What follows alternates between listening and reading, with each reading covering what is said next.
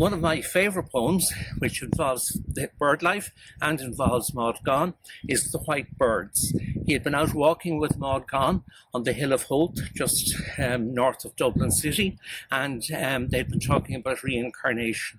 And she had said she wanted to come back as a white bird. This is The White Birds by William Butler Yeats. I would that we were, my beloved, white birds on the foam of the sea. We tire of the flame of the meteor before it can fade and flee. And the flame of the blue star of twilight hung low on the rim of the sky has awaked in our hearts, my beloved, a sadness that may not die. A weariness comes from those dreamers, dew-dappled, the lily and rose.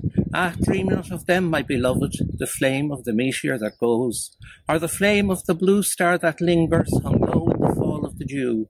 For I would we were changed to white birds on the wandering foam, I and you. I am haunted by numberless islands and many a Danaan shore, where time would surely forget us and sorrow come near us no more.